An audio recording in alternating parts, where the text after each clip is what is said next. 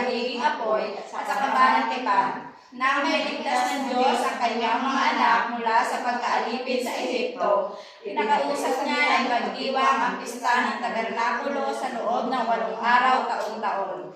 Nais niyang maalala nila na sila'y minamahal niya, na sila'y kanyang iniligtas, at siya'y lagi nilang kapiling. Nang ang Diyos ay nasa kabanang tipan, pinagpagawa ito ni Solomon ang maringal na templo. Pagkatapos, pinagdiwang niya ng 8 araw ang kapistahan ng pagtatalaga bilang paghahanda sa pagdating ng Diyos sa templo. At tumugon ng Diyos sa pamamagitan ng pagpaparamdam ng kanyang presensya sa isang makapangyarihang paraan. Sa pagtatapos ng lumang tipan, ibinalik ng mga makabeyo ang 8 araw na pagpipista upang malinis at muli may talaga ang templo na nadulisan dahil sa mga paganong gawain. At ganoon din upang ang presensya ng Diyos ay muling manahas sa kanila. Ama namin, sumasalangit ka, sambahin ng ngalan mo. Maka sa amin ang kaharian mo, sundin ang ulo mo, dito sa lupa para ng sala.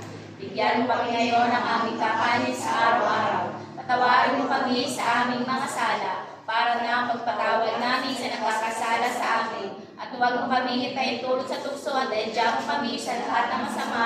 Amen. Oktava minor sa pagpupuri. Minamahal kita, Ama, at iniaalay ko ang aking sarili sa iyo. Sa pagpapasalamat. Minamahal kita, Ama, at iniaalay ko ang aking sarili sa iyo. Sa paghahandog. Minamahal kita, Ama, at iniaalay ko ang aking sarili sa iyo. Sa pagsisisi ko sa aking mga kasalanan. Minamahal kita, Ama, at iniaalay ko ang aking sarili sa iyo. Sa pagiging anak mo at tagapagmana ng iyong kaharian. Minamahal kita, Ama, at iniaalay ko ang aking sarili sa iyo. Sa pagsagot ko ng oo at sa aking pagsang-ayon sa iyong kalooban. Minamahal kita, Ama, at iniaalay ko ang aking sarili sa iyo. Sa katatatan ko sa aking pangako. Minamahal kita, Ama, at iniaalay ko ang aking sarili sa iyo. Sa pagtatalaga ko ng aking katawan at buhay ng buong puso. Minamahal kita, Ama, at iniaalay ko ang aking sarili sa iyo. Ikatlong pangunahing oktaba, ang pagsang-ayon ni Maria, ating ina.